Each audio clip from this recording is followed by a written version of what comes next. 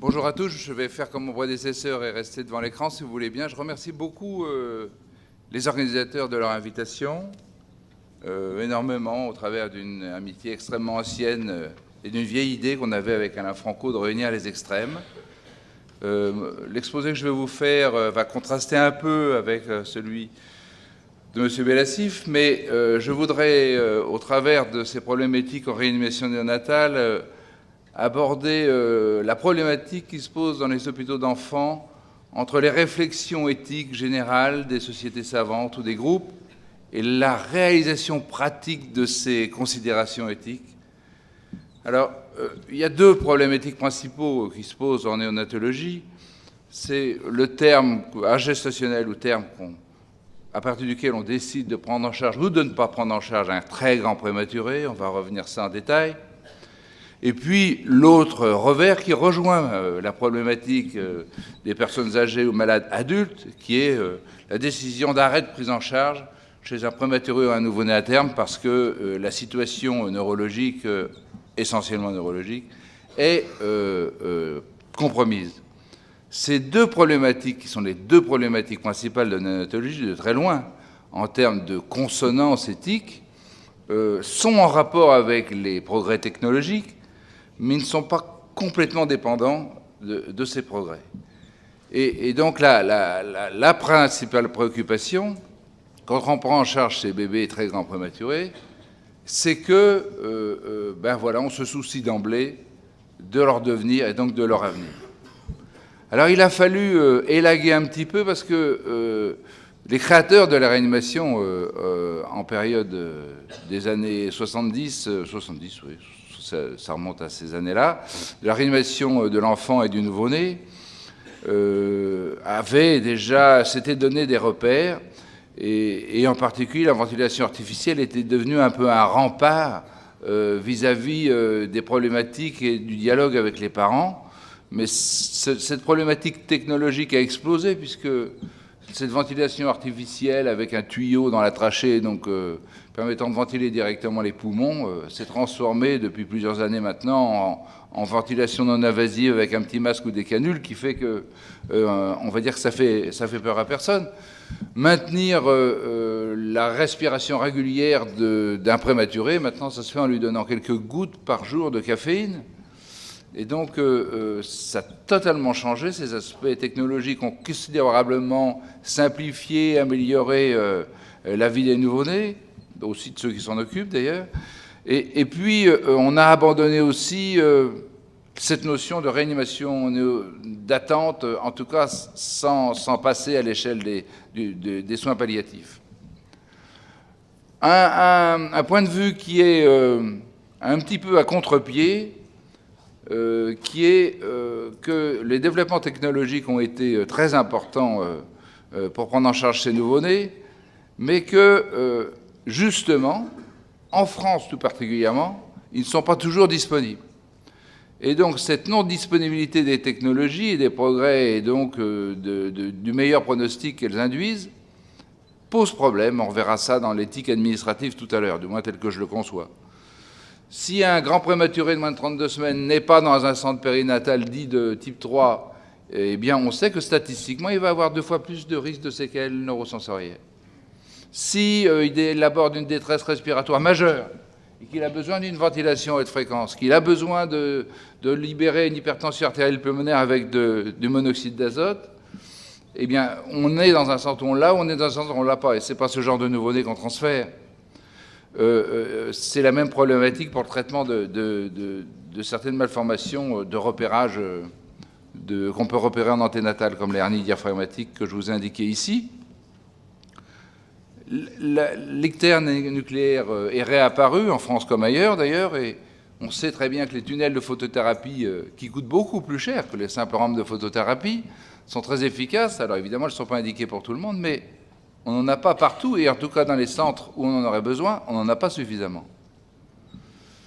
Alors, on sait, et ça c'était dans un des textes fondateurs qu'on va revoir tout à l'heure, que ces technologies pourraient exposer à des excès de prise en charge, et que pour essayer de réguler ces excès de prise en charge, on a des outils pour essayer d'apprécier le pronostic de ces enfants, qui sont des outils statistiques, on va dire ça comme ça, et puis des outils d'imagerie surtout, dont l'IRM, et en particulier l'IRM cérébral, qui a été cité tout à l'heure.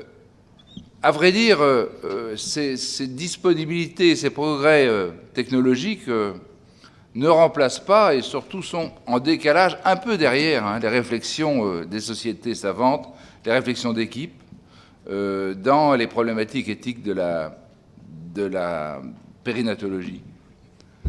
Alors j'ai repris vraiment le texte du Conseil national d'éthique publié en 2000, qui avait d'ailleurs des pédiatres experts dans cette rédaction, et j'y ai accolé en bleu les problématiques soulevées ou qui permettent de confirmer en grande partie ce texte extrêmement bien établi, presque prophétique, sur les problématiques éthiques posées par les réanimations néonatales, pour prendre une formulation simple.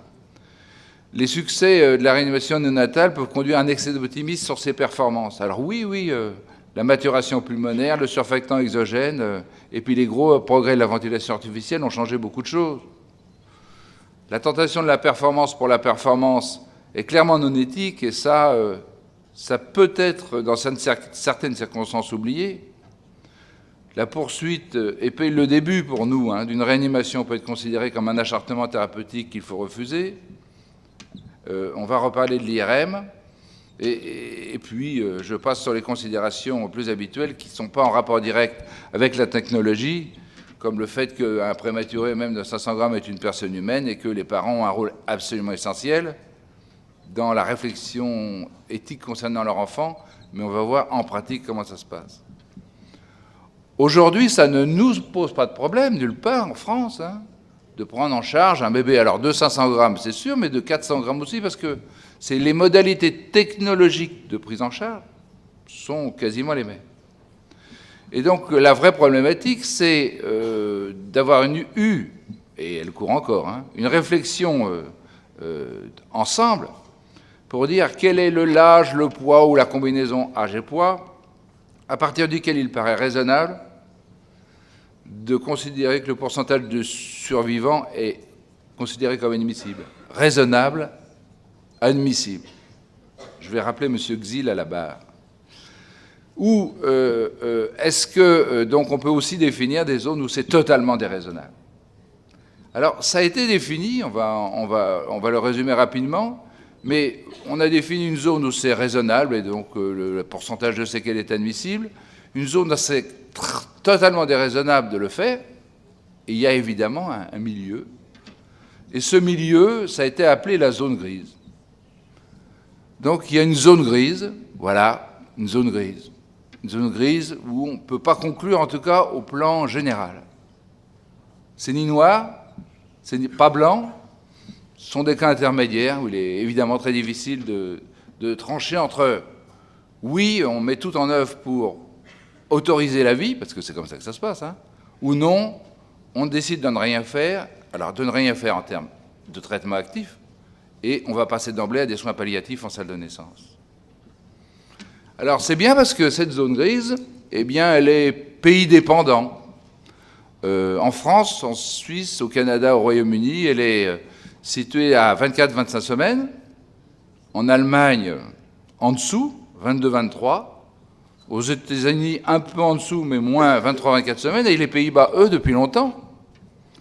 On dit qu'il n'était pas raisonnable pour eux, parce que le seuil de séquelles restait inadmissible, de prendre en charge les prématurés qui ont moins de 26 semaines. Donc 25 semaines et 6 jours, c'est moins de 26 semaines. Et la vraie problématique, elle part des progrès de la technologie, là, il y en a très bien, on est outillé, et puis de dire, ben voilà, on le prend en charge, on y va, ou au contraire, dans l'autre versant du bébé qui a une grosse souffrance, on doit continuer ses soins actifs, ou au contraire, on va s'arrêter. Et on a toujours en conscience, personne ne l'oublie, que ces enfants-là peuvent évoluer vers un petit biquet tout à fait normal et qui ne posera pas de problème à personne, ou se transformer dans cet enfant qui, au minimum, a un handicap moteur important. Donc, la réflexion de la zone grise du côté statistique tourne autour de cette tonalité de seuil admissible. Donc voilà, on doit pouvoir... est-ce qu'on fait bouger le curseur ou pas? Pour l'instant, on l'a posé à un moment. Alors sur quoi ce côté admissible ou pas admissible repose? Sur des études publiées, prospectives ou non. Mais déjà, il faut s'interroger sur quelle est la séquelle la plus pertinente. Une séquelle, des séquelles, la neurologique, neurosensorielle, séquelle somatique. Bon, le pourcentage de survie, alors c'est important à connaître, parce que, voilà, on sait aussi qu'il ne faut peut-être pas trop être activiste pour des enfants de 23 semaines, moi qui en suis bien quelques-uns d'ailleurs, nés à l'extérieur, à l'étranger. Voilà, il y a des données statistiques connues, essentiellement anglo-saxonnes. Alors, j'en ai mis une autre ici, mais on n'est pas dans un congrès de pédiatrie ou de néonatologie, donc j'ai mis ça à titre d'illustration. On sait, voilà, qu'en fonction soit du poids de naissance, soit du terme, on sait à peu près statistiquement quel est le pronostic auquel on doit s'attendre.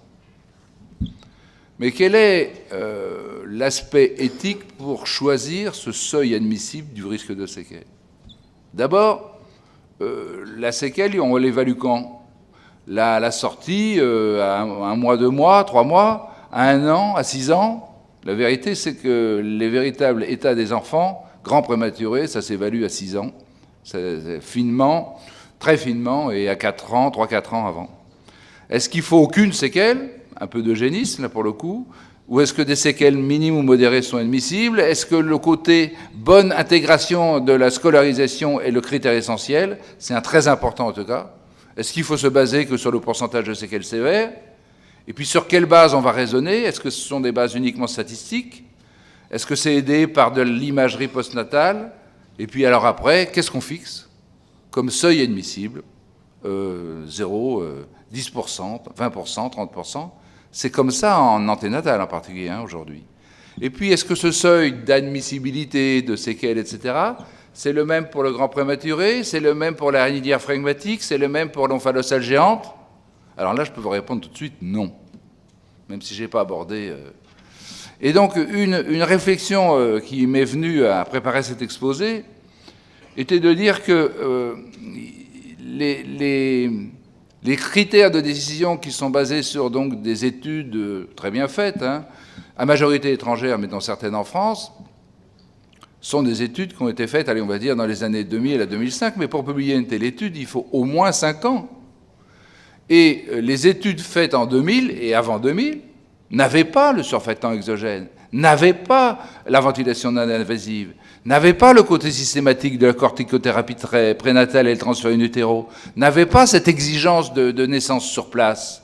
Et donc tous ces 4 paramètres-là ont considérablement changé le pronostic immédiat et probablement un peu à moyen terme. L'organisation était moins bien faite aussi. Je glisse sur les soins palliatifs. Et puis on suivait très bien dans certaines écoles les prématurés et on essayait d'épicer les séquelles et prendre en charge. Et dans d'autres centres, ça continue d'ailleurs, on les suivait beaucoup moins bien. Et puis ces critères statistiques avec ou sans les nouvelles technologies ne peuvent pas prendre en compte tout par définition. Et ce qu'on sait, c'est que le devenir d'un grand prématuré, il est étroitement corrélé au niveau socio-culturel maternel. Ça ne rentre pas vraiment dans les statistiques, ça. On peut l'imaginer, mais c'est quand même pas direct. Donc il y a eu un groupe de la Société française de néonatologie qui a fait 2 textes qui suivent dans les archives de pédiatrie en 2010, rappelant les problématiques de zone grise en disant que les décisions sont prises au nom du meilleur intérêt de l'enfant. Je passe sur le fait que l'abstention n'est pas une abstention de soins, puisqu'il y a tout le domaine des soins palliatifs. Ces schémas sont des schémas individualisés de prise en charge qui s'appuient essentiellement, on l'a vu, sur la gestationnelle et d'autres facteurs pronostiques. Et la conclusion de ces recommandations relativement officielles en tout cas de la société savante qui nous gouverne, c'est qu'à 24 semaines, on peut, si l'absence d'éléments cliniques aggravant le pronostic, faire un démarrage de prise en charge active alors qu'à 25 semaines, on doit le faire parce que ça paraît raisonnable, ouais, tout le monde est à peu près d'accord dans tous les centres, ce qui veut dire qu'à 23, il ne faut pas, avec certitude, et qu'à 26, on ne devrait plus se poser de questions. Voilà. Donc voilà, le seuil, il a été mis là, en flirtant avec ce concept de zone grise qui est un concept. Le concept n'est pas mouvant, mais la définition de cette zone grise, elle est mouvante. Et puis, alors ça, c'est la problématique on décide de lancer la vie, hein, de cet extrême prématuré, et puis il y a l'autre versant, c'est l'enfant très malade, qui est neurologiquement cassé, on va dire, du moins on le pense. On le pense parce qu'il y a la clinique, on le pense parce qu'il y a eu l'électrocéphalographie, on le pense parce qu'il y a l'IRM cérébral. Et donc, est-ce qu'on fait du soin curatif encore? Alors, ou est-ce qu'on se fait, au contraire, une proposition de soins palliatifs? Alors, vous allez voir comment, en vrai, ça s'organise entre la réflexion théorique, les recommandations et la pratique réelle. Alors, avant d'aborder cet aspect-là, il y a un groupe de réflexion sur les aspects éthiques de la périnatologie où les Méditerranéens, je dirais, sont très actifs, qui a fait un petit relevé comme ça qui me paraît intéressant. C'est que chez le nouveau-né, il y a beaucoup de facteurs subjectifs. Les parents ont un rôle essentiel. Il y a évidemment ce seuil symbolique de la naissance, d'accord. Pour certaines catégories d'études, ou d'études pronostiques en particulier, une survie d'enfants normaux à 50%, c'est un bon score. C'est un bon score. Donc 50%, eux, n'ont pas une survie intacte. Hein. Et enfin, toutes ces approches, en termes médico-économiques, on peut passer, mais c'est un vrai problème, et que ce n'est pas du tout marginal en termes de santé publique, et cette réflexion, elle est à poursuivre par tout le monde, hein, pas que par les médecins, et là, quand je dis médecins, c'est les périnatologistes, mais elle est aussi à poursuivre et à réfléchir par nos politiciens, il est parti, mais il connaît très bien le problème, par aussi nos administratifs. Parce que le moins qu'on puisse dire, c'est que mortalité périnatale, France, 20e rang en Europe. 20e rang en Europe, formidable. Mortalité néonatale, c'est là, elle ne bouge plus depuis plusieurs années. Elle ne bouge plus. Alors, toujours le GREP notait que la majorité de ces décès en période néonatale étaient liés aux choix conjoints des professionnels, des professionnels de l'équipe soignante et des parents, mais que la précision de ces critères médicaux était très insuffisante avec un risque significatif d'erreurs connues et, on va dire, relativement assumées, et qu'enfin, ça c'est un élément important, les pathologies qui déterminent éventuellement une décision de passage en soins palliatifs altèrent peu l'état de conscience et engendrent très peu d'inconfort. On est assez loin des exemples extrêmes de traumatisé de la route devenu inconscient ou du coureur du Paris-Dakar de tout à l'heure. Et donc, il y a eu une réflexion conjointe de la Société française de néonatologie et de celle de médecine périnatale, transmise à sa demande, hein, à la commission Picard, donc à la fin de l'année dernière, en disant que, voilà, les réflexions principales, c'était d'éviter tout excès et obstination déraisonnable, de bien conduire les soins palliatifs, mais en sachant que ces soins palliatifs ont un double effet assumé, mais non intentionnel, d'accentuer le risque de décès, et ça c'est presque tout le temps, en rappelant aussi, alors ça c'est une problématique très aiguë, hein, que les soins palliatifs, que ce soit en salle de naissance en particulier, ne sont pas une alternative à un refus d'interruption médicale de grossesse. Gros problème et totale discordance, et gros bruit dans la société des néonatologistes et des pédiatres sur la problématique de l'arrêt de l'alimentation volontaire chez un enfant qui est cassé, on va dire, au plan neurologique. La notion d'arrêt de vie reste transgressive, la responsabilité médicale est entière, et à l'évidence, les positions d'aujourd'hui ne seront pas probablement celles de demain. Voilà. Et donc je viens rapidement aux aspects pratiques. Il y a les recommandations, et puis donc si on décide, c'est pas quelqu'un qui va décider d'un passage en soins palliatifs, c'est une équipe. Mais ça se fait de manière très très hétérogène. Dans le service de néonatologie, on peut se réunir à quelques médecins, on peut réunir l'ensemble de l'équipe soignante, on peut appeler la psychologue, l'assistante sociale, on peut appeler idéalement un médecin extérieur d'un autre service, de préférence aussi un représentant du comité d'éthique quand il y en a un et que surtout on a envie de l'inviter. Voilà, c'est très différent d'un centre à l'autre. Quand je vous dis des centres, là je vous parle des centres périnatales de référence. Voilà. Et puis, comment va se conduire la réunion ? Et qui va décider et quelle est la véritable place des parents? Est-ce que dans ces staffs dits décisionnels, pudiquement, c'est vraiment l'équipe qui décide au travers d'une discussion ouverte, ou est-ce que c'est toujours le même bonhomme, en général le chef de service, qui va prendre sa décision pour lui déjà faite à l'avance? Est-ce que l'information des parents, qui paraît, bon alors dans tous les textes, vous avez vu l'information des parents, c'est l'accord avec eux, tout ça, est-ce que c'est bien fait?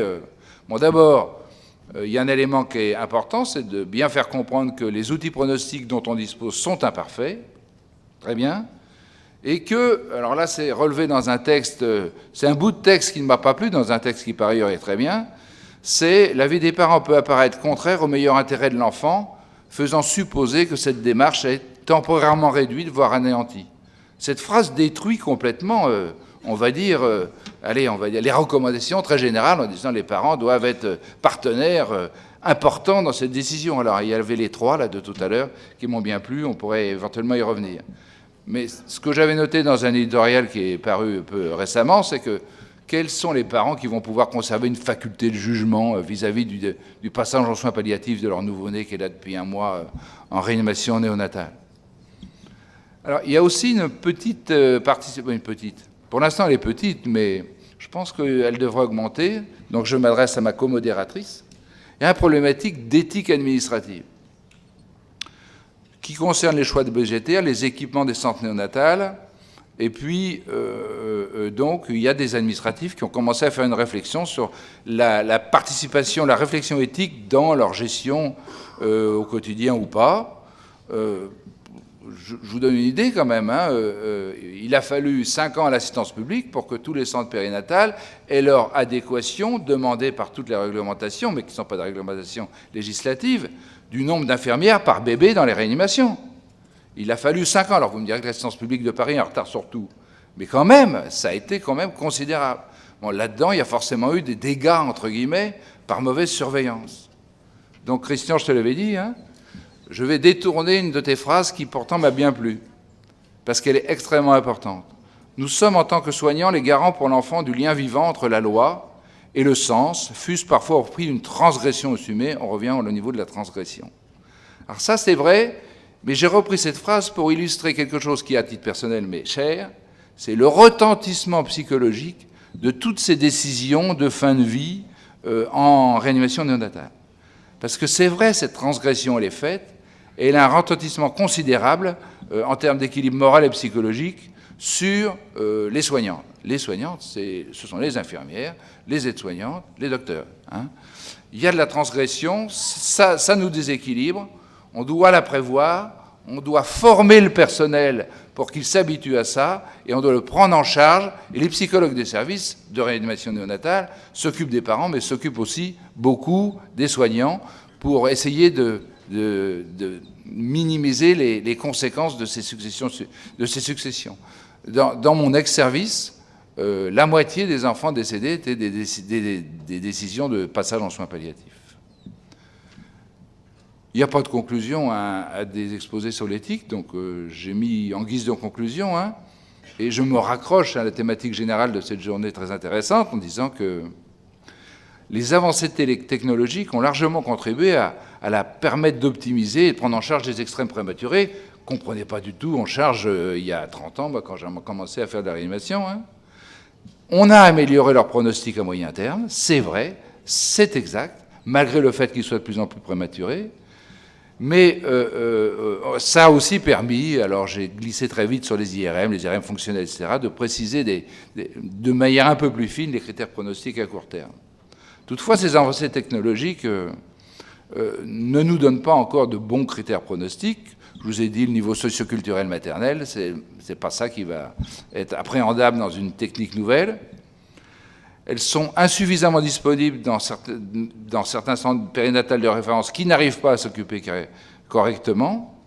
Et elles ont à l'évidence, c'est une illustration peut-être de la journée d'aujourd'hui, acutiser les réflexions humaines sur ces décisions de fin de vie, sans remplacer les discussions et l'analyse en groupe de la démarche et de la réalité des parents qui restent pour une grande partie subjective et qui mériterait peut-être un maximum de réflexion dans les équipes. Voilà.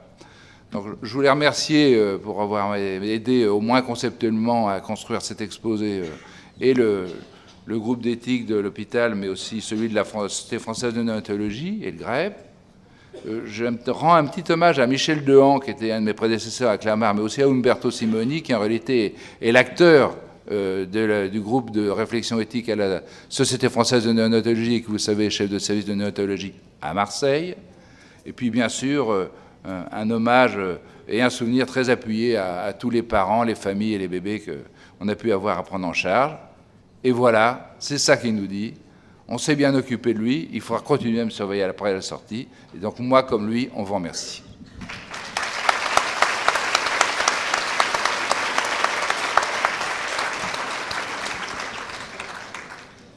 Bien, merci Yannick Ojard.